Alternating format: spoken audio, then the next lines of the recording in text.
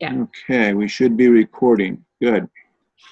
Well, let's go ahead and ask our Lord God to watch over our time and our technology and all that we depend on him for. Father God, we thank you so much that we can meet together like this through technology. We ask you to watch over all the technology that's involved to allow this Zoom room to take place. I thank you just for all my brothers and sisters here around the various parts of the world where you've located us to do your work. I just pray that you'll continue to give us your wisdom, your direction. Let us know what you're doing, Father, so that we can join you and be useful to you as your servants and as your sons and as your daughters. It's in the name of your Son, our Savior Jesus, we pray. Amen. Amen. Amen. Amen. Well, I do welcome all of you today. Just trying to make sure we see kind of who's making it in here. I'm hoping that Dr. Leach will be able to join us.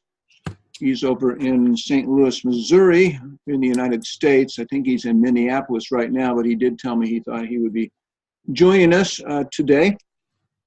This is just kind of an introductory session, and just kind of give you some of the, what we're going to be doing in the course and just some of the housekeeping issues. What I want you to do right now, just so we can kind of hear each person's voice, it kind of helps me just to know you. Could you just kind of, give your name verbally and tell us an organization that you're working with that you would like to possibly use this course for to design some type of an assessment process. So I'm going to just kind of start with my screen. Carl? Chad Ban, give me your name. Well, I gave you the name, so just tell me what you're doing in terms of what organization. And make sure you turn on your microphones, people, if you I think we're okay. Go ahead, Chad. Carl. That's all right. All my friends call me Chad. Okay. My name is Carl Chad Ban. I'm here in West Virginia, Charleston, West Virginia. And I'm working with West Virginia State University. It's my alma mater. Where I went to undergraduate school. I previously worked with my own nonprofit that I recently formed called Innovative Solutions Exchange. And my goal is to basically work out and carve a niche for the independent sector where you have a nonprofit working with four-year university and then private sector in order to bring about change in the community to create jobs where West Virginia is one of the poorest states, and West Virginia, not poor according to global standards, but poor according to U.S. standards. So. Right. All right. Thanks, Carl. Go ahead, Dion. All right. So I'm Dion Anderson. I work with the Guyana Water Incorporated, referred to as GWI. I'm the head of water quality. And so we deal with ensuring that the water quality throughout the entire country is safe and of potable standards based on WHO standards. We're currently, just about 2 years ago, we had a new CEO, a medical doctor. He worked with WHO and PAHOS. He has a wealth of experience and has brought a breath of fresh air to the company with regards to our operations, how we should deal with customers, how we should prioritize things. So the company is actually undergoing a culture change, whereas before quality was least on the front burner. It was more of ensuring customers have quantity of water, but now quantity is right there in the forefront, and customers are beginning to appreciate that, cooperating with us. They're more willing to pay, they're more willing to receive the service. And he has brought a dimension where we should always be in communication, informing the public what's happening. Even if we have a bad day with regards to water quality, we must, show our responsibility and communicate with the public. Our department is now undergoing accreditation, certification, then accreditation process. So as I was just sharing with my colleagues, we're in the process of, we've already submitted all our documentation policies, procedures based on the ISO 17025 requirements to have this lab internationally accredited. So the department, the heart of the department is a laboratory, which deals with the monitoring of the water quality. And but apart from the laboratory, we deal with ensuring the water treatment plants are performing optimally, water quality is always consistent with what it should be, and so forth. So I look forward towards this course in terms of the organizational assessment and how we can input the lessons learned into bettering the overall culture and atmosphere working in the department. Okay, thanks, Dion. And Dion gives us, as BGU professors, a lot of help just kind of getting our course sites in order. So I really appreciate you, Dion. Sure, thanks, Dr. B. All right. Courtney. Hi, greetings everyone. I'm from the beautiful islands of Jamaica. No problem on. It's a real pleasure for me to be here. I am one of the chaplains within the Jamaica Constabulary Force. It's a police force. I hold the rank of a superintendent of police and also an assistant chaplain. There I provide spiritual and psychological support to the men and women of the force. It has been a challenging time for us. Our crime rate is very high, climbing over about 1,100 murders since January, one of the longest in our history. And because of that, the pressures and the demand of the police has grown increasingly. And therefore, the force is going through a myriad of problems in terms of corruption, in terms of sexual harassment, promotion, high level of stress. And I believe this course would give me the tools and the know-how to make an assessment, so I can, in the long term, I can present some level of assessment of the organization to mitigate against the number of problems we're having. So I'm really looking forward to learning from each of you in your own field and organization to better and sharpen my skills as I do my best on this side of the world to help my brothers and sisters here. Thank you. Okay, thank you, Courtney. Felicia, go ahead. Hi, so I'm Felicia and I'm a Malaysian, but just about 2.5 years, 3 years ago, I was in New Jersey and I've been employed by a church called Rivervale Community Church. It's a EFCA church. And just last year when I came back to Malaysia, I got stranded here. Having all my papers in order, the American embassy refused to allow me to go home to continue with my work. But the church continues to employ me, and so I work from afar. I am the director of ministry. I have been employed to do several things. Predominantly, it's to look over operations. Due to my business background, I bring to the church an organizational development plan. But I also look into putting first thing first, which is really very much the spiritual growth of the congregants. So I also help to help the church to put in that part of the spiritual development. And over the years, over the one year that I've been working with them, I've generally discussed with my pastor to take that church from a congregational governing church into an elder-led church, and really developing the leaders to go into a shepherding mode, focusing very much in spiritual development of the congregation, discipling, raising up disciples, and then the organization of the church itself.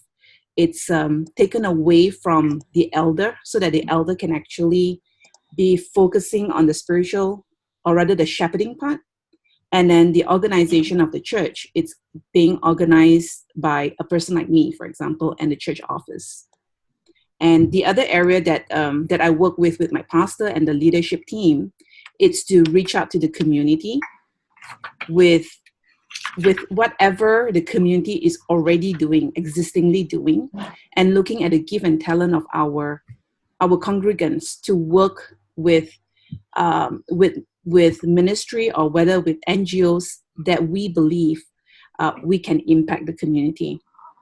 And so our strength is very much in family. So we are looking into ministries that are generally raising up families, young families. That's what I do. Okay. Thank you, Yeah. Felicia. Yeah, appreciate Thank that. you. Christina, why don't you go ahead and introduce yourself?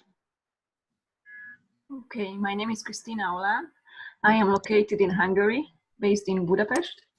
And actually, I'm a freelancer working as an online communication consultant for different companies, nonprofits. So I could not really focus on one organization right now. In the business, I have a background in the I work for pharmaceutical companies, and right now I have a consultancy project for a pharmaceutical company. So maybe I could focus on this one. Or I am organizer of the GLS, the Global Leadership Summit, if you know it, coming from Chicago, the Willow Creek Church, and the conference is coming this week. So we are pretty busy because of the preparations. I do the media and the online marketing, communicating on Facebook, LinkedIn, and emailing to different lists. And yeah, maybe these are the main organizations I am involved right now. Thank you. Okay, thank you, Christina. Let's see, Tisha is in an office environment right now, so it's difficult for her to converse. So she did send a chat. So thanks, Tisha, for the chat text. Let's see, Anthony, why don't you go ahead and introduce yourself? My name is Anthony Trufant. I'm the senior pastor at the Emmanuel Baptist Church in Brooklyn, New York. I've had the privilege of pastoring this people for 27 years. And I'm in the Lord lets me have my way, my last 8 years of pastoring. And I'm trying to position myself and the ministry for the transition. We have a membership of approximately 4,000. We see across 3 services about 2,200 people over the weekend. And we still are doing relatively well with the generation Y and Z, X, Y, and Z being the fastest growing segments of our congregation. But trying to manage an intergenerational congregation and trying to prepare a congregation for a transition and hoping that it does not plateau can be more than a notion. And so I went back to school to acquire additional tools that would help me to do that. So I got a master's at Seton Hall in strategic communications in 2016, strategic leadership and communication. And then I'm working on the transformational leadership at BGU. So this course will help me to basically have a key diagnostic tool to kind of assess where we are as a congregation and what we need to do to prepare ourselves for the transition. Okay, thank you, Anthony.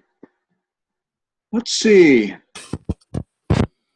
Joe, let's go have you introduce yourself, if you would.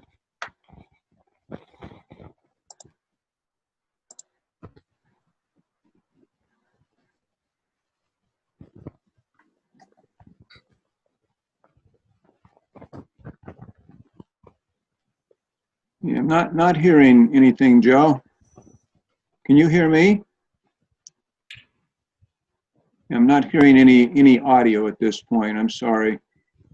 Apparently, Dr. Bill, he's been having some problems trying to get his mic, I suppose, to work. Ah, okay. Well, sorry, Joe. We'll have to let you, if you want to chat, you can hit the chat room and just type in a text. There's a little chat button down there on the bottom of the screen. If you click that, you're able to put in little written messages, put your message and then just hit enter and it'll come to us. Okay, let's see here. I'm just trying to make sure I'm getting everyone in. Vita, why don't you go ahead and introduce yourself? Hi, everybody. So for 25 years of my life, I worked with Child Evangelism Fellowship and Interschool Christian Fellowship, and then focusing primarily on discipleship and staff development and so forth. And then within the last couple of years, I've had a shift in my focus, and I'm focusing on the public sector, government organizations. I see myself at this time as being in a position to grow servant leaders who will build healthy organizations. I'm very passionate about that. And within this last year, I've been in contact with the Ministry of Communities and have been able to talk with the minister himself, who wants to be able to launch a countrywide program, because we have not had local government elections for 22 years. Wow. So there's a great need to train 1,170 counselors who make decisions for local areas across the country. So I'm developing this consultancy as well, and that's the connection. And my consultancy is in a fairly embryonic state at this point. I'm the sole worker.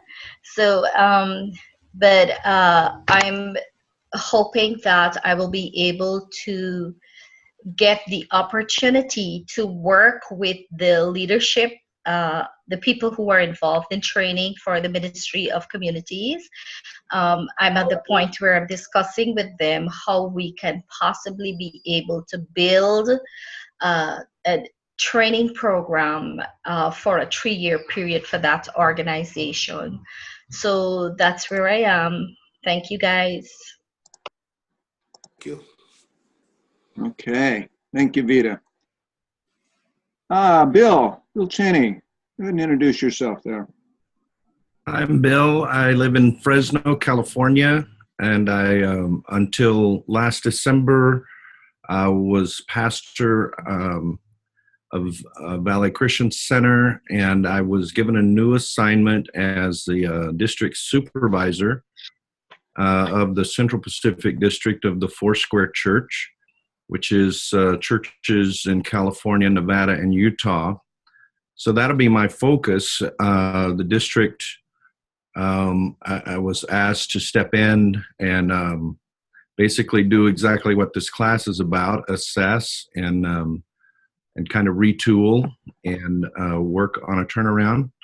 I also serve on the National Board of Supervisors for our denomination, which is also going through what we call reimagining our organization. So it's very timely for me to be a part of this class. I'm looking forward to learning from each of you and from our professors and our books. And so I'm very excited. This is very practical for me. Thank you. Okay, thanks, Bill.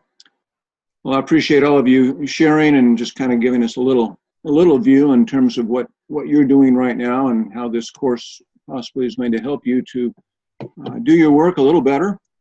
I think we're going to just kind of begin going through some introductory items here. So let me share my screen. Let's see, what do I want here? I want a PowerPoint.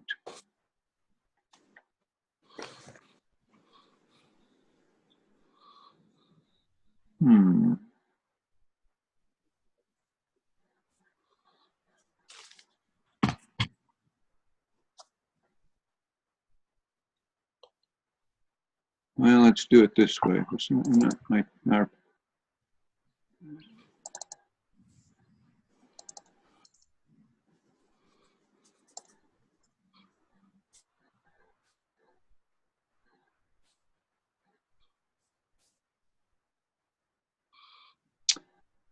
Yeah, 1 second. I had that PowerPoint up and I must have closed it down accidentally, so now I need to go find it again.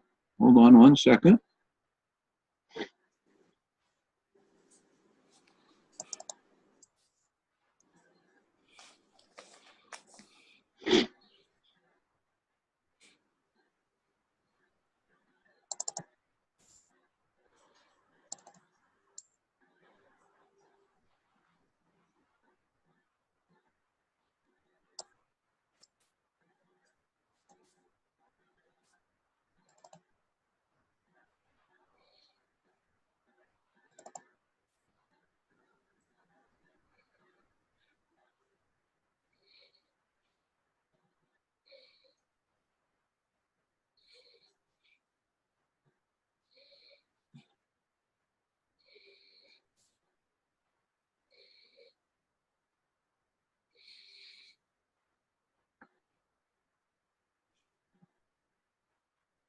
I'm getting some of that memory issue, I think. Let me see if I can turn off my video and see if that helps me.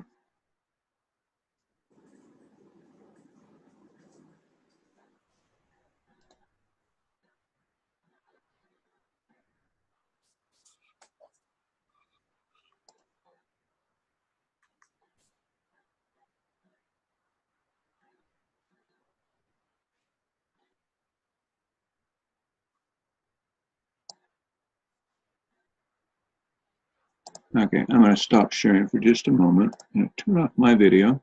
Sorry for all the technical issues. All right, one more time. Let's see if I can get this PowerPoint up and running.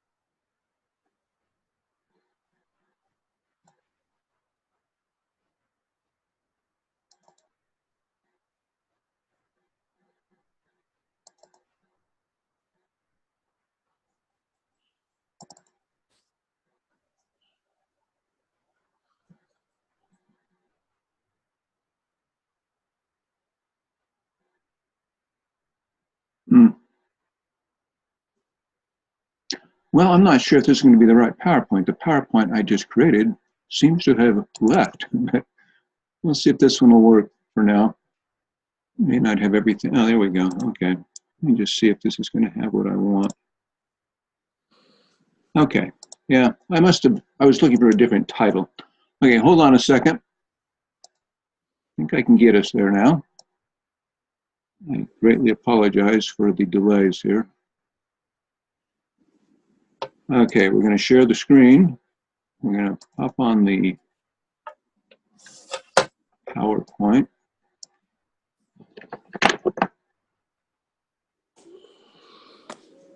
Okay.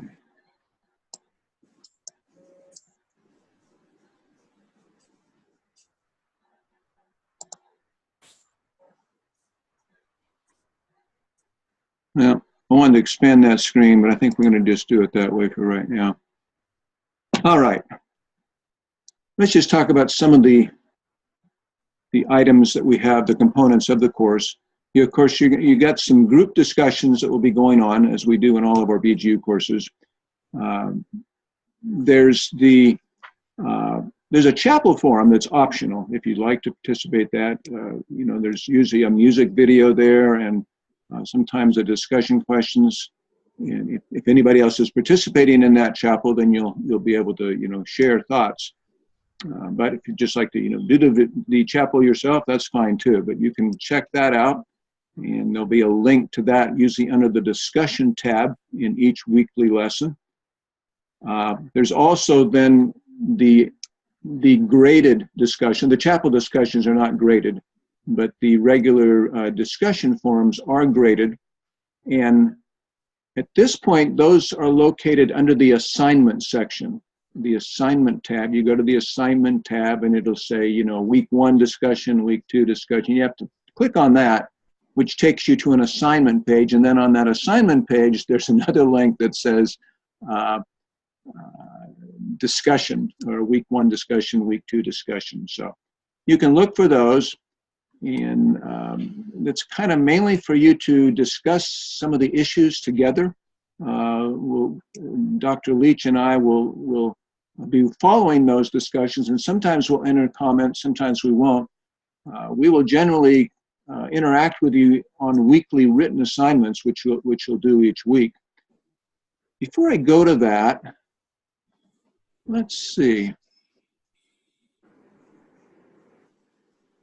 Well, there's I don't want to take my PowerPoint off the screen in case I can't get it back right away. In the course, there's a tab called Info, and there's just a lot of documents there that are relevant to, the whole course rather than any particular week. So I do encourage you to go to that tab. It's called Info when you first open the organizational assessment course. On that tab, on that information page, like I said, there's a lot of different documents that you should take a look at. One is called, I think it's called this online discussion criteria or something like that. There are 5 different criteria that we use as we're grading discussions. Quality, relevance, how it's relating, how your responses have helped other students, maybe generated, other responses from other students. I would encourage you to take a look at that criteria on the information page, and just to kind of see what we're looking for when we're looking at your discussions.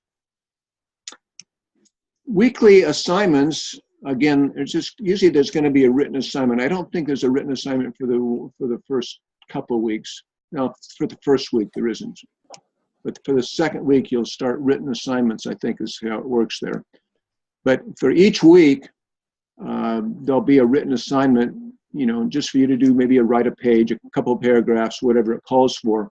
Usually, again, that's helping you relate something in the reading or the discussions to your particular organization. And both Dr. Leach and I would like to see those, and then we can give you feedback on what's going on in terms of your organization, specifically within the context of an assessment process.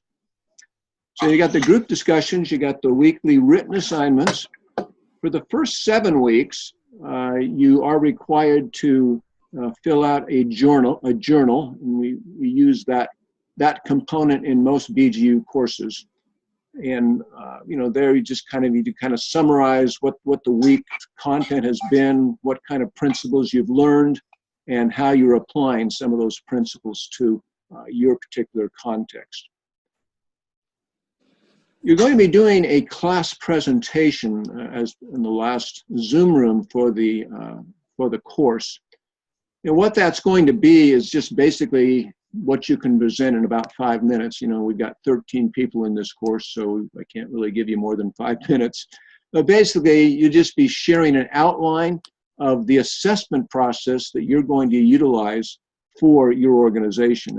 And as you're going through this course, you will be thinking about, what really is a part of that assessment process. And then for the final course paper, you've got your book reports, which you would have, for any BGU course. The journal will be there. And you'll do an organizational assessment plan. And again, that's going to develop as you go through the weeks here in the course. Hopefully, you'll begin to get an idea what some of the components of that assessment process should be. And you're not expected to actually implement an assessment process in the time frame of this course. You really don't have enough time to do that. But what you'll be doing is designing the process and writing it out for us, for me and for Dr. Leach, so that we can give you some feedback on that. And we're hopefully you'll be able to implement that, that assessment process sometimes later on after this course is completed. But again, for the course, you're basically developing a plan, an approach for assessing your particular organization. Then, of course, there's the self-evaluations for the course that we have, for every course. Any questions on that section? Dr. Bill, I'm wondering how many book reports do we have to do in total? I think, it's just the required, whatever the books are on the required list. There's probably 7 or 8, 9 books on there, I think. So you only need to do book reports on the required list. For the reading, you do need to, if you say you're taking this course at the doctoral level, it's an 8-credit course, so 3,600 pages. you do need to do some reading on the recommended list to get to the 3,600 pages. I think the required list is about 2,400 pages. So I would like you to at least tell me, what other recommended reading you did. But since there are so many required books to report on, you can just go ahead and do your reporting on those books, and then just tell me the other, one or two other books you read, just to fill out your 3,600 words, 3,600 pages of reading. Okay. Doc, for the class presentation, 5 minutes. Is it related to the major submission? Is it a framework, or is it separate? But basically, you'll do somewhat of an abbreviated outline for your course project. At that point in time, I don't expect you to have all the details worked out, but mainly you'll just put kind of the major headings and just tell the class what you hope to accomplish within that particular heading. You may be looking at the organizational structure of an organization. That's one of the places you usually start with. What's the structure look like? Then you might have an area that's talking about, I think one of our books uses the term the staff environment, or the what's the emotional and the intellectual environment, of that. And those terms will become more meaningful to you as you've done some of the reading. And then, you may look at what's the strategic planning process for that organization? That might be a major heading. So, but in the presentation, you'll just kind of, have those major headings and just tell the class what you hope to accomplish within that particular section of the assessment process. So, sorry, someone was asking a question about the book report. Just to be clear, it's a report for each book in the required list? Yes. Or just, okay, just wanted to be sure. Yeah, let's do that for this course. Like I say, because I think there's probably 7 or 8 different books there. So that'll really be enough for your book reporting. And again, if you need to do some additional recommended reading, just tell me the book that you read, but you don't necessarily need to give me a full report on that book. Okay. All right. Let's just jump on down to just a little summary of kind of where. Go ahead. Sorry, Dr. Bill. I just have one more question. Sure. Go ahead, Felicia. In your first slide, you have the weekly discussion, right? Right. So this week, do we need to complete the discussion that you have written out in? I think you sent us a Word document that you attach to the class, and there was 5 questions about Drucker's book. Is that the week one discussion? We're actually going to talk about those within this session today. We won't get into all of them, but in the discussion page for the sake of week 1, like I said, to get there, you hit the assignment tab on the lesson page, and then that takes you to the discussion assignment page, and then there's a link there that takes you to the actual discussion forum. I think there's a question there that will relate to the Drucker book. Yeah. And it's kind of introductory. Just post a comment on the discussion board. Okay. And then as you know, as you've done for other courses, if you've been in online courses, you need to do an initial post on a discussion board, and then you need to respond to at least 2 other students. You're free to, of course, respond to more than 2. One of the concerns I always have in discussions, and I may work this a little bit, is that making sure that everybody has their initial post responded to. So what I was thinking about doing, sometimes I've divided classes into, say 3 groups. That's sometimes a little more difficult. Sometimes people like to see everybody's comments. So what I might do is just kind of say we have 13 people, I think, in this course. So maybe if I had 3 groupings, maybe if I just kind of post the names, I want to make sure that you respond to at least these 2 other students. You can respond to others, but that would make sure that everybody has their post responded to. Does that make sense? Yeah, it does. That's just always my concern, that we don't overlook people's posts somehow. So I'll put something out for next week. This week, just do the best you can by looking at week 1. I needed to see, what was going to be the final roster before I could really divide people up too much into smaller groups. But so this week, just kind of go on there and read the various posts and try to respond to at least 2 of them. Okay, thank you. Okay, let's just look at some of these topics that we're going to be dealing with. I'll just kind of summarize them and give you a little overview of where we're going. This week, you were getting into Peter Drucker's book, The 5 Most Important Questions for Any Organization. And we'll talk about that if we have time here in our V room. Just a few comments there that I'd like us to make sure we look at. We're also going to look in a little bit here about a Walmart article. Hopefully you had a chance to look at that Walmart article. It was the first Walmart in China, and some of the issues that Walmart corporation needed to be sensitive to as they were entering a totally different culture. You also have a little called the Little Book of Healthy Organizations. That's just a very basic book for,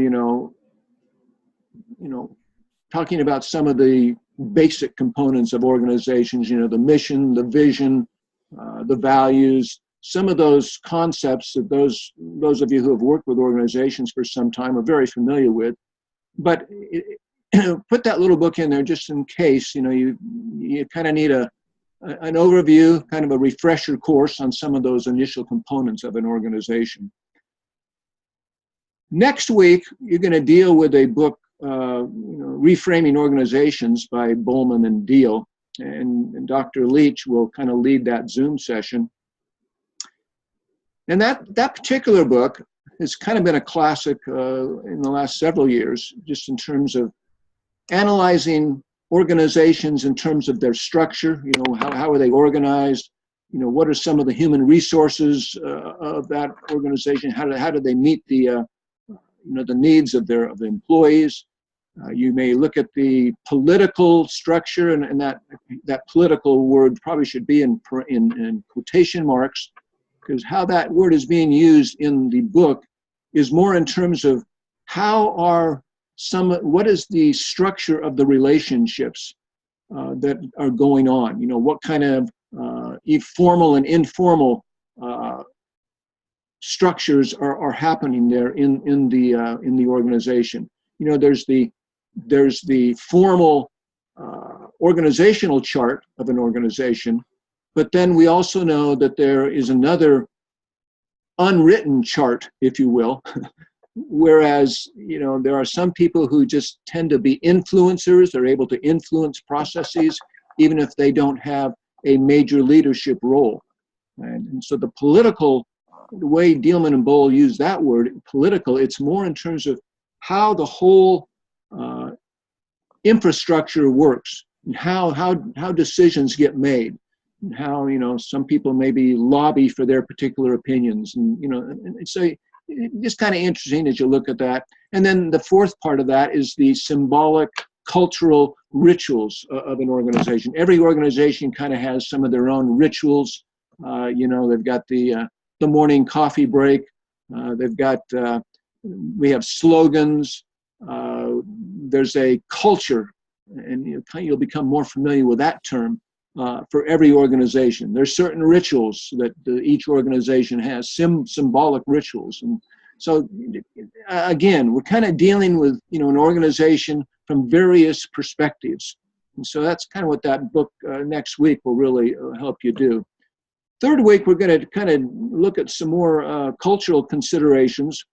A book called Riding the Waves of Culture by Trumpenauers really helps us understand organizations based on various cultural influences. The Walmart issue that we're going to deal with here in a few minutes, there were certain cultural issues in China that Walmart Corporation leaders needed to be aware of as they were beginning to do business in that particular culture. And so Riding the Waves of Culture, Trumpenauers kind of deals with that whole area. And since, we represent people and groups and organizations in various parts of the world, we do need to be aware of that. Dr. Leach is going to lead that session. There's a website called the Hofstede Cultural Dimensions website. Some of you may be familiar with that, and you'll take a look at that. It's kind of interesting what Hofstede did is he took a lot of various dimensions of organizations, say structural. Let's just talk about the structural organization. Depending on, what country you come from, structure may or may not be real important. And, how people talk, how informal conversations work, how formal conversations work. We need to be aware of those issues when we're functioning in various cultures. And hopefully, you'll be able to share a little bit what you're seeing in your culture that may be, say, different from my culture here in the United States. And at least we help each other understand each other's cultures as we're trying to work with organizations in those particular areas. We're going to also deal with, which hopefully most of you who have been at BGU for a while, the joy at work culture. And, we at BGU, we've kind of organized ourselves according to what is called the joy at work culture. One of the big issues there is lateral versus vertical decision-making in organizations. And a joy at work culture has more of a lateral, or we also use the term distributed. We distribute decision-making. Decision-making doesn't take place just from the top down. It takes place in various sectors of the organization. And so Dennis Bakke he wrote the book Joy at Work, and then he also has the book Decision Maker, which is the one that's on the required list. Dennis has been with us in the last few years, but his health has really been causing some trouble, so he's not going to be able to be with us. I do have a video I'm going to have you watch that he did at Harvard Business, and then we will do some talking about some of those concepts in a Zoom room. There's another concept that's been around for probably the last 20 years, the Lean Sigma 6 approach, which many of you have probably heard of if you've been in the United States here. It started out as a manufacturing model with Motorola Corporation. It was mainly kind of working to increase productivity, but one of our own students, Dr. Charles Barber, who's a graduate, he's certified in Lean Sigma 6, and he's going to be with us during that week. And he wrote his dissertation on taking the Lean Sigma 6 process and applying it to transformational perspectives of an organization. And since we focus a lot on transformational organization, I think Charles will probably be able to help us a little bit there in terms of any components of the Lean Sigma 6 we might be able to use in an assessment process. A new section that I've added for this class is called Adaptive Leadership Model. And we've got the book Complex Adaptive Leadership, which is a tough book to get through. I'm going to say that right up front. In some parts, it's a bit theoretical.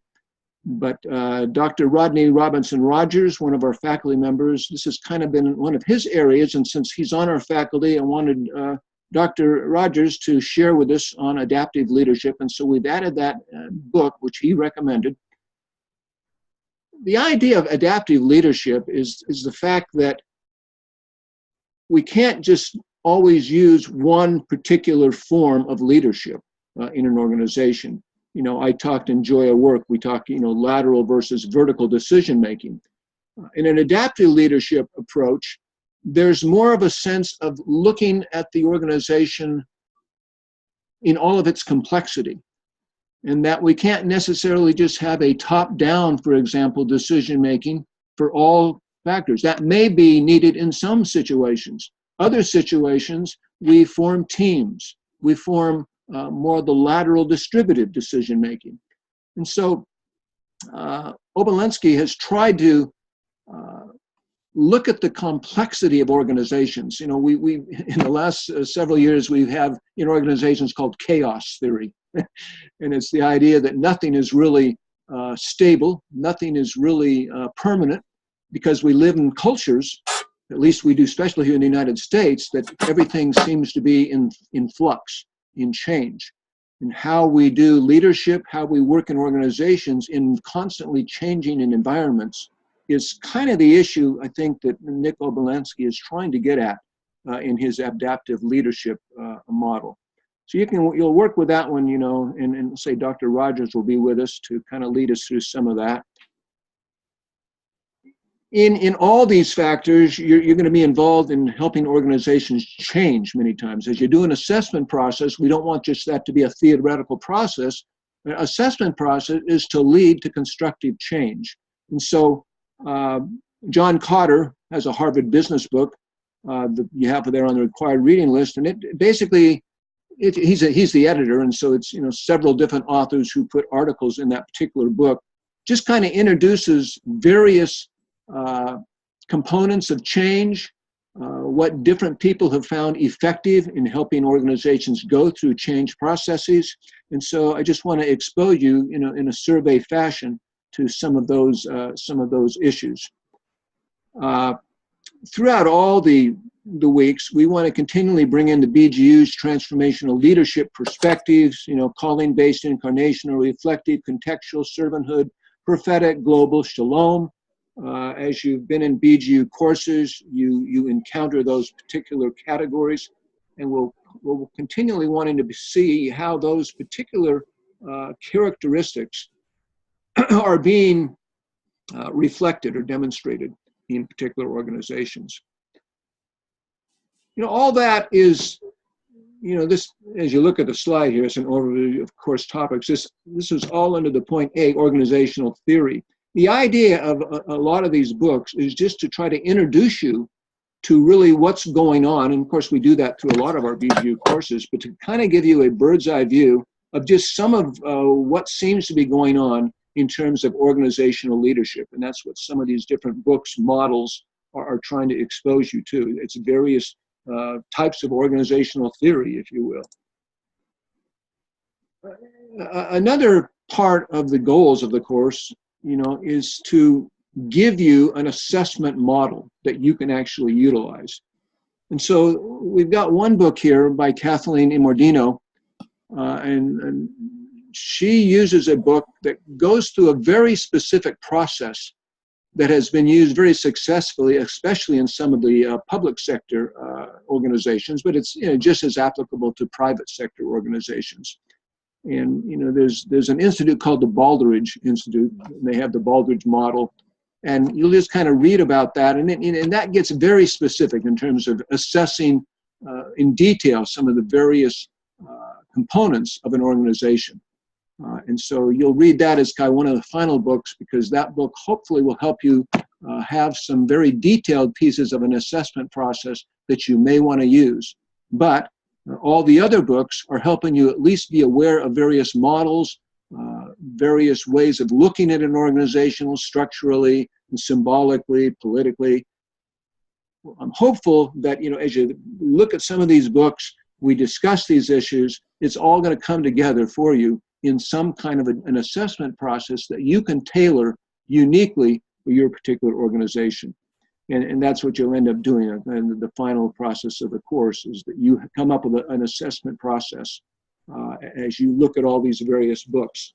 And hopefully it comes together in the development of an assessment process that works for you in your particular situations. Let's stop there and just ask for any comments, thoughts, questions. Guys, I'm back. I was off. My internet went down on me. Oh, I'm so sorry. Yeah, so I'll have to probably catch up with the to review it on the record. Yeah, there will be a recording, so you should be able to get me that. And I will post those recordings within a few hours after the course. It takes a little while for those recordings to upload to the courses, but we'll get it there within a few hours of the end of the session. I appreciate it, Bill. Appreciate it. Okay, again, that's just kind of an overview.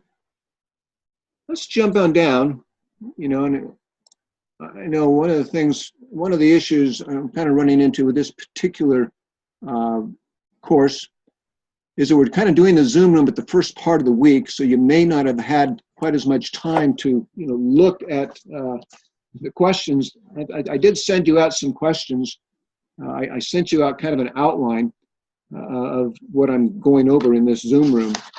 But the second page of that outline that I sent to you kind of dealt specifically with the Peter Drucker book and then the Walmart China case study.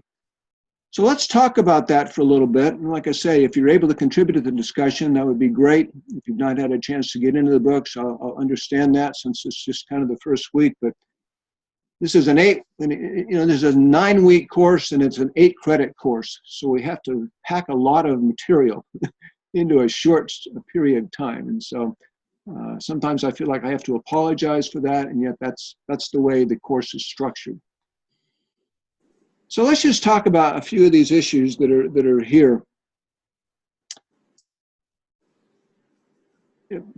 Peter Drucker, he talks about these five elements that he talks about, for understanding an organization, and so he'll talk about the mission statement and the values and the strategic planning and some of the issues, and he's kind of just giving us some thoughts in terms of some of the components of an organization that we should be looking for. In the beginning pages of his book, he uses this term about organizations. Organizations are to be creating tomorrow's society of citizens through social sectors. And I was kind of wondering, as you look at that statement, creating tomorrow's society of citizens through social sectors, those of you who have kind of been at BGU at any length of time, you may have become familiar with the term theology of work. I want to try to relate that term, theology of work, and even as we're looking at organizations in terms of theology of work, how might that term, theology of work, relate to Drucker's definition of organizations creating tomorrow's societies of citizens through the social sector? Just kind of give me any of your brainstorms. What, from a theology of work point of view, what should organizations or businesses be doing within community structures? Anybody want to take an attempt at that particular idea?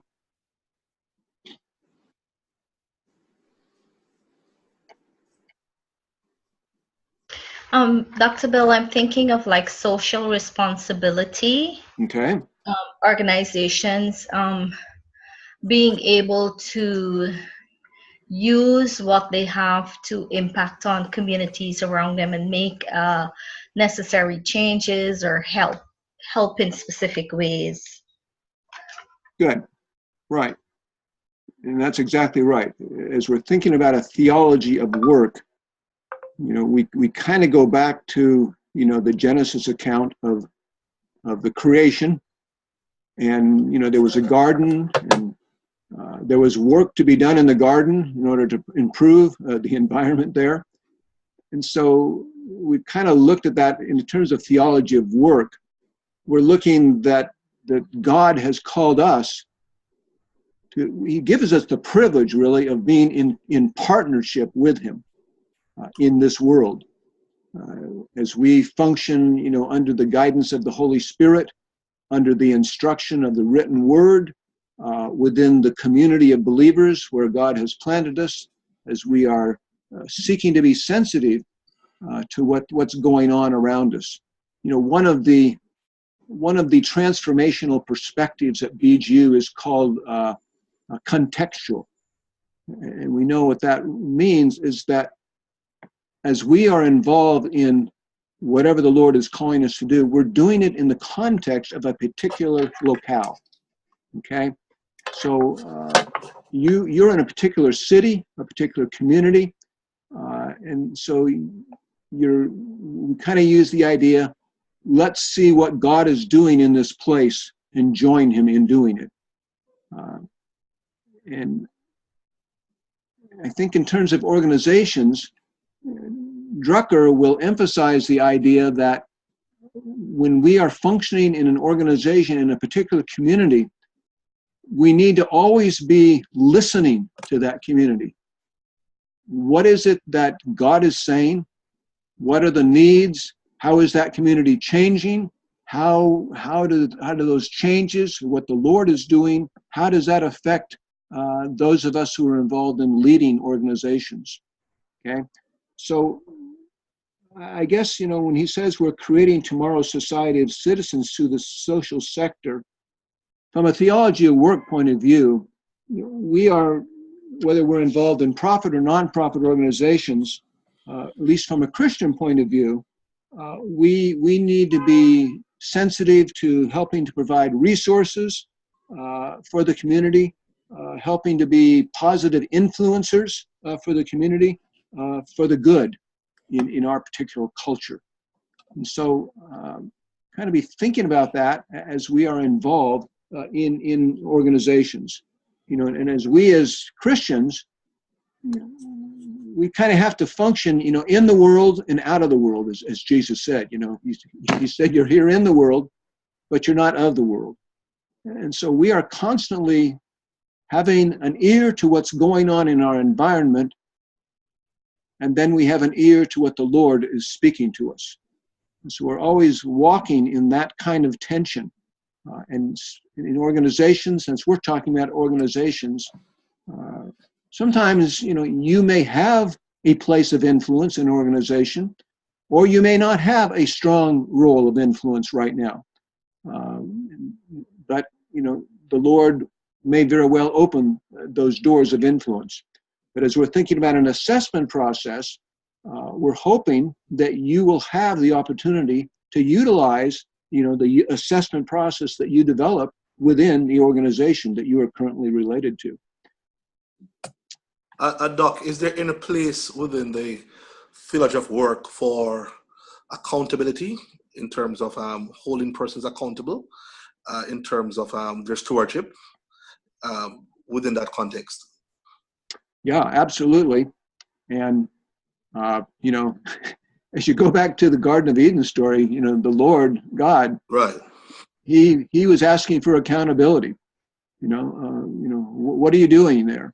And as you get into the book of Genesis, you know, Cain and Abel, you know, where is your brother? there's That's accountability. That's That right. issue, and we're going to talk about accountability, will be real interesting when we get down to the joy at work structure and the distributive decision making, because that's a concept that often is a mystery for people. When we look at if we aren't doing a totally top-down kind of organizational structure, we sometimes ask, well, then where is the accountability? That's and correct. Yes. We'll talk more about that. You know, in BGU, we've experimented with that quite a bit. You know, we will have what we call point people. You know, I'm the point person for right now in the dissertation realm.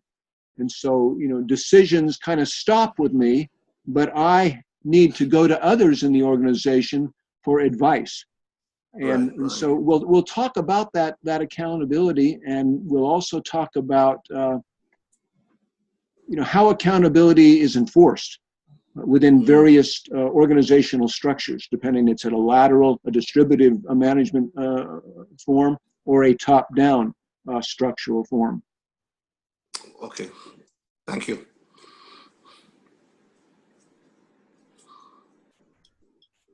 Well, let me ask you, if you've read Drucker's book, you know, one of the issues he's deal with is mission. Okay, you know, mission, of course, is, you know, the what is it that drives a particular organization? You know, we always look at an organization and say, you know, what's its mission? Why does it exist? Okay, and so, you know, Drucker will help us try to understand a mission statement.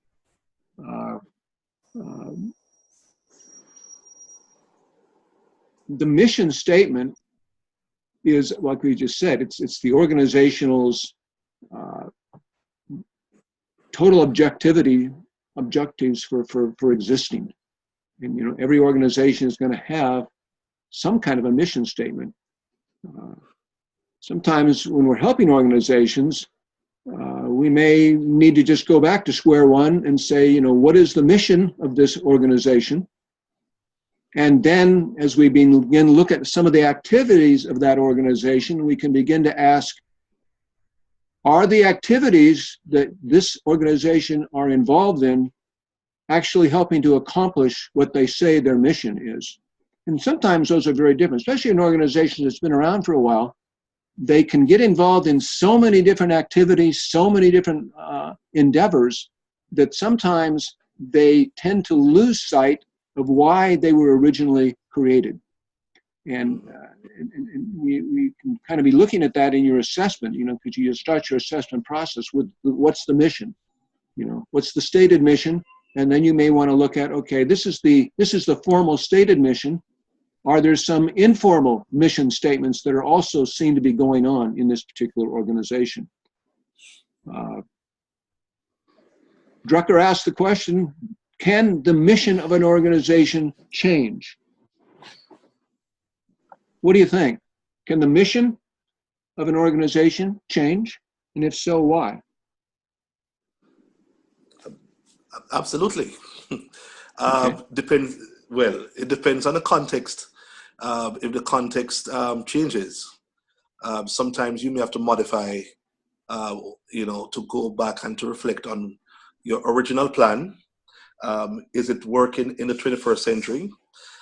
So I think perhaps not in a wholesale way, but sometimes modification needs to happen as your customers or your clientele or the context that you function in changes, environment. That's my view. Good. Yeah. I also think that sometimes we really need to reassess the mission, because as an organization is operating, many a times it may actually lose its focus on its initial mission.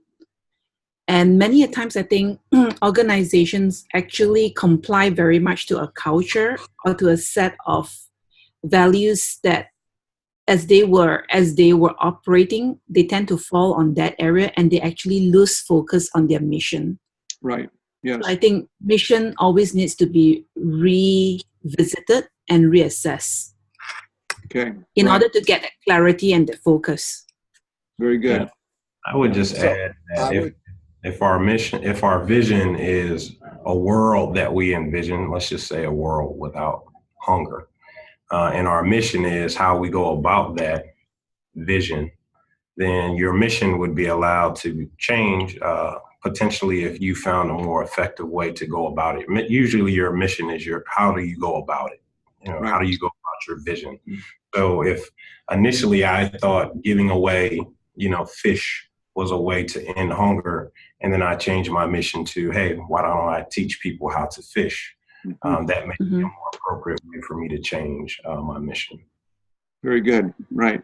I have a couple of observations I want to share. Go ahead, Courtney. One is I think I see things slightly differently.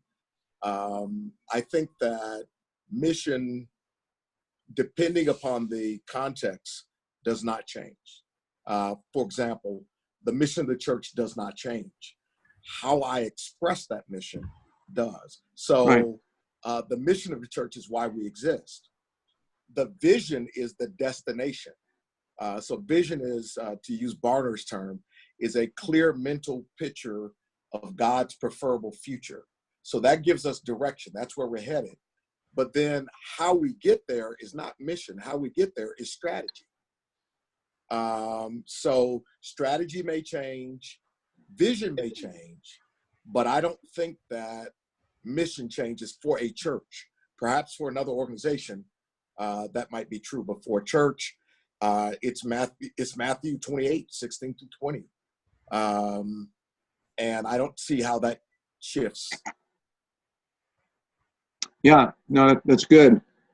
Of course, as you look at many churches, they all will have just a little, maybe a difference in terms of how they express that mission, which is, yes. Emphasizing something that is possibly unique in what they feel like the Lord is calling them to. But like you said, for a church, Matthew 28, Jesus pretty much, defined the mission, go and make disciples and teach them and baptize them. Yeah, it seems, pretty simple. And yet, as we'll read in Obolensky's book, adaptive leadership isn't always simple. There's complexity as we get involved in the daily rhythms of life and the culture where we live. Doc, let me ask you a question. For that, I wanted to ask this prior. Thank you, Pastor in Brooklyn, who brought that up. I wanted to know how diverse this group will be as far as thought. What was just quoted was the Great Commission, which typically church and most Christians run with. However, there could be other parts of the Bible which people see as the true mission, which is, Father, let them be one, for you and I are one. Right. So I'm saying, are we going to have group thought, or are we free to have, some liberty to have a different perspective as far as when we're addressing these assignments that we have? I did have that question earlier. Yeah, no, absolutely. I mean, that's got to be that's what we're all about. Yeah, because we come from various cultures, we come from various backgrounds. The Lord has given each one of us different perspectives. That's how I've always seen what we call ourselves the body of Christ. We have a body of many people and believers with various perspectives. And as we bring those together, we tend to then get the full mind of the Lord God. And so, as we say, you've just mentioned, from the John passages, that they might all be one. Yeah, there's another mission. As we go to the theology of work concepts that we teach at BGU, you're also going to find, some other parts of the mission. Go and multiply, be productive, be fruitful. All those issues, as we look at the Bible, we can hopefully, we can challenge each other to dig into what we each consider our own theological reflection, and then apply that in some manner to organizational life. So absolutely, Carl, we've got to make sure that we are listening and opening to each other and allowing our own perspectives to even be expanded. Dr. Payne? Go ahead. I was listening to Pastor Anthony, and I absolutely agree with from a church perspective, but I noticed even he said maybe in other organizations. So I was just thinking back to where, if our mission 100 years ago was to make the very best stagecoach possible, today in an automotive society, we'd probably need to change our mission. But even then, if it was to make the smoothest transportation possible, then you're back to the mission may not need to be changed, but how we do it and how we tool, how we carry it out might be changed. So I do believe not only can mission change, but I believe, as I believe it was Felicia said, sometimes it changes because of mission drift. It changed when we really didn't want it to change, but we got carried up in other distractions or details or whatever, and our practical mission is not consistent with our stated mission. So I certainly do believe it can change, and there's various ways that could happen. Okay, good. Yeah, I had to cut my video out there for a minute just because, again, I get into those memory issues. Yeah, so mission, that can be a slippery term. There's often, like I say, a mission. A mission can change a little bit, though. I mean, and how you accomplish that mission. Here at BGU, I was part of, the school when we started it back in 1989-90. And at that time, we really focused on pastors, mainly in the United States, and we were focusing on leadership. And, we did 11 courses. God seemed to take us through an expansion as we became associated with Ray Bakke and Urban Associates. And we began to change our well, we didn't change our focus. We still have leadership, but we expanded that because the Lord seemed to be bringing us into contact with a lot of urban centers and urban leaders that we needed to begin to work with. And so, our mission evolved a little bit from its early days to where it is now. And so, yeah, I think a mission can change. If the mission changes too much, you may end up, starting a whole different organization with a totally different purpose. Okay, and that's fine. But I think Drucker is saying, mission can change slightly as you are trying to adapt to the culture where you are planted. Okay, and that kind of gets us into some of those, your customers, constituents, looking at those, and you'll be trying to, as you're assessing your organization, you really want to do that.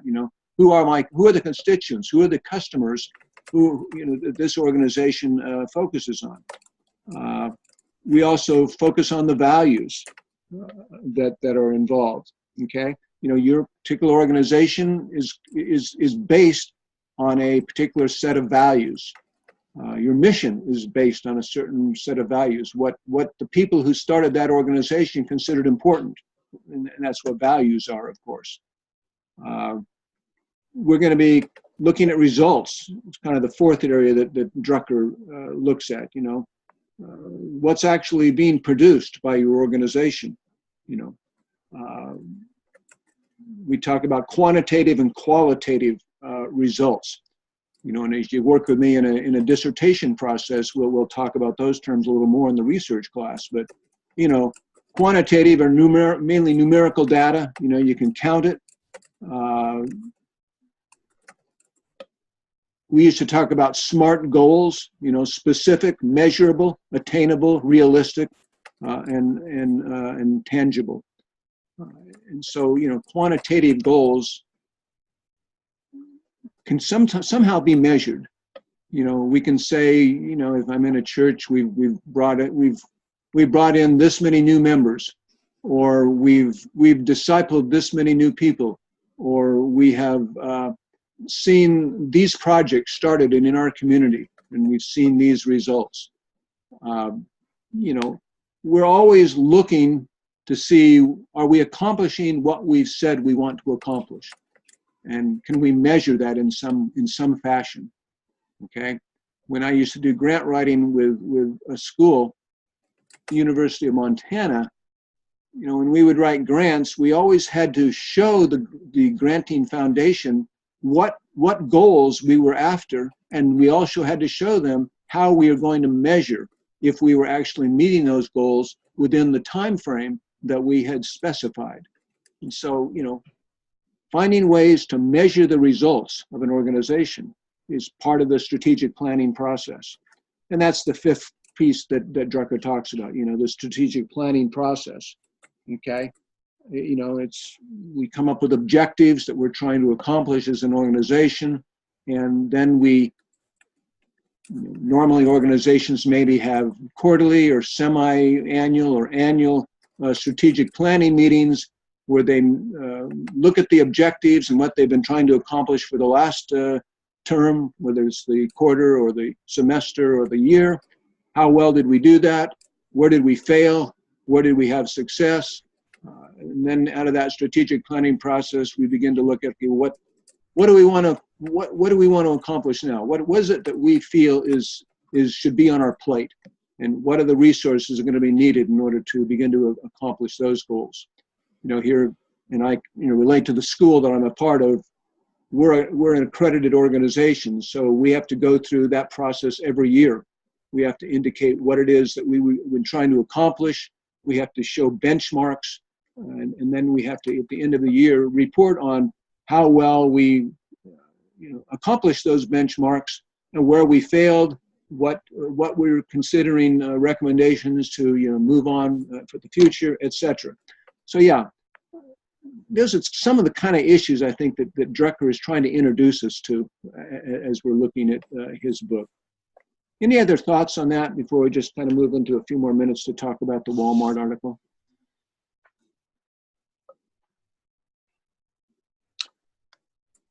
Let's jump down then.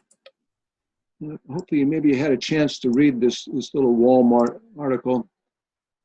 But there, that whole article was, it's a few years old now, but it was a good article because it just kind of showed what, one corporation did when they were considering moving a piece of their corporation into a totally different culture from where they were founded. And Dr. Leach, who will hopefully be with us, he will be with us next week, and he'll also lead the next 2 sessions. That's one of his areas of expertise, as he worked with several corporations. It was when those corporations were trying to establish branch offices and branch expressions in other countries, and what some of the issues that they needed to be aware of as they entered into other cultures. Okay. So, in that article, we were kind of dealing with, some of the branding changes, that Walmart had to make as they were, involved in another culture. They had to be aware of their customer base as they move into another culture. I don't know, anybody who did some reading in that article, can you think of any branding changes that Walmart had to be aware of, and how did they utilize awareness of their culture, their customers, the stakeholders, in order to possibly, alter some of those brandings that they use in their own marketing of products? Okay, so one big change was that instead of focusing on the low prices, they focused even on the sustainability. So for environmental issues and issues on human resources. And I think that they needed to focus even on the production, which should prefer local producers, local farmers, and provide local food and other products. So that was one change, I think. Good. Right. Yeah, I think just the branding, it was very much in the Chinese aspect of it, right, which is 跟自助法商. So it's more like, I think the Chinese themselves would be able to relate to that branding, because it was all about stewarding and being green towards the things that they were doing, and they really introduced it at a right time to the Chinese customers, when the Chinese customers was going through a lot of issues with the security of the food, tainted food. So I think when Walmart introduced the branding, it was at a very right timing for the customers, right timing for the government, because the government had a very bad reputation of not being able to really regulate their food supply. And so Walmart actually, when they introduced the greening development of both sustaining their production line into green development, and getting all of their suppliers to do that, they actually hit the right timing with the customers and the stakeholders, being the government as well. Right. Yeah, very good. Like you just kind of indicated an important point, that they were becoming sensitive to some values, some objectives that, their customer base and their stakeholder base were seeking to meet. You just said with the government, there was a need for some more regulatory issues in terms of environmental concerns, and they also, Walmart also helped meet some governmental objectives by even putting some regulations on the suppliers that Walmart would even allow to be involved with them in bringing forth goods for this particular culture. Good. Yeah. It also seemed like there was an internal struggle about battling two different fronts. one on the home front in the United States, where there was a call for more locally sourced produce or goods to box stores. And then also in China, where they actually had more comfort in the larger corporations versus, small mom and pop kind of farms also. So it looked like there was kind of an internal battle within the agency as far as how they would have something from a branding standpoint that would be sustainable. Because while things were going well in the U.S., sales were also declining. So they were trying to position themselves in such a way in China that there wouldn't be, a 5-10 year delay, and they would see the same basically playbook take place over in China as well. Good. Yeah. Yeah, and like you said, they're battling on two fronts and trying to accomplish several things within that partnership. Another important concept that we do emphasize at BGU is partnerships, and we're always looking to find ways where we are located to be involved in partnerships with other organizations. What did you learn anything just by looking at that particular example of Walmart in China in terms of partnerships, that as we are involved in trying to partner with other organizations in our community, are there issues that we need to be aware of? Absolutely. Dr. Bill. Okay. Sorry. Go ahead, Vita. Yeah, I think the greatest challenge for Walmart was to be able to build credibility on its environmental standards. So this one partnership that I thought of was the one with Ma Jun, who was the leader of the Institute of Public and Environmental Affairs. He had created a great detailed database, and the writer talked about how when he interviewed him, Ma Jun was saying that, I just thought that they were just grand staging, making hype about issues. But then he mentioned that sometime later, Walmart brought in 15 people from their head office to discuss how they can ensure that they track violators and stuff like that. So an incredible partnership was developed there with Walmart and the Institute of Public Environmental Affairs. And this, of course, would signal to the entire Chinese community that Walmart meant business about ensuring that particular environmental standards, I think they had 3 of them, that they wanted to see incorporated within the all the Walmarts in China. Very good. Yeah. Just to start here, Bill. Go ahead, Courtney.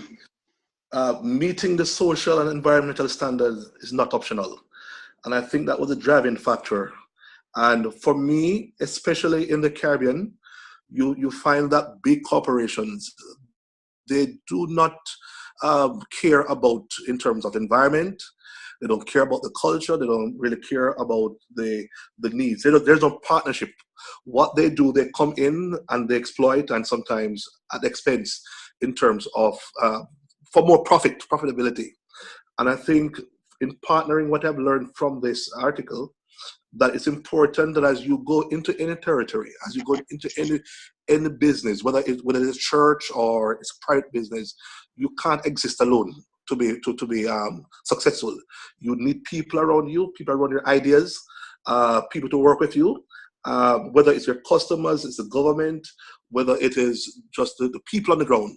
And I think that was a big part for me in terms of partnership, that they did not go alone. They invited and walked with others through this process, and they stuck with it until they saw success at the end. Yeah, very good. And I think, you say, when we talk about partnerships, we're talking about what each partner can bring to that relationship. That's right. Whether it's in terms of, expertise, here was an environmental regulatory group that had expertise that Walmart needed. And, so that's helping meet a need in Walmart as they're working with their customers. Walmart can be helping meet some objectives in that regulatory commission by beginning to implement some of those regulatory principles within a particular corporate structure. And so Walmart, had the expertise in the corporate structure.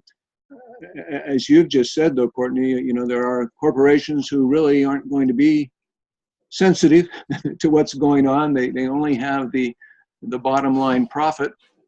And of course, as we're talking about the theology of work from our Christian point of view, we would say there are other factors in addition to profitability that need to be considered if we're going to implement a successful organization. And of course, then we have to define successful, depending on the particular criteria that are being used. All right. Well, good discussion. We kind of have to hold these sessions down to an hour and a half maximum, so I'm going to have to cut us off at this point. But hopefully you can kind of get a little bit of a flavor, I think, in terms of what we want to be doing as we go through the weeks, is that we are looking at organizations, looking at structures. I think, as Carl mentioned, we're going to each hopefully bring our own perspectives, and there isn't just always one right answer. Sometimes there's a right answer, but there's different ways of expressing that answer, depending on who we're dealing with. And there's a proverb that's always been meaningful to me. I think it's Proverbs 15. It's verses 1 and 2 in the New American Standard Version. It says, "Wisdom makes knowledge acceptable." And that particular proverb has always impressed me in a lot of aspects of life, that we can have a lot of knowledge, but if we don't have the wisdom to communicate that knowledge within the context of our listeners, we're not going to get very far.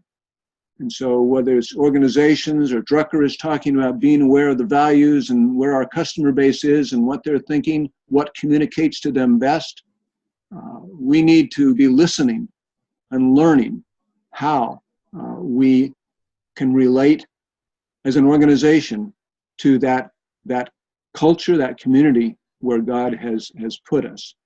And listening is so important. And we'll be talking about that concept, listening and being aware of what's going on within our context throughout this course, even through all the various models that we'll be looking at and the assessment processes that hopefully we'll be able to develop within each one of our contexts. With that, I'm going to need to say goodbye. Hopefully, as you get into the online discussions, you can carry on some of these same discussions in your discussion forum.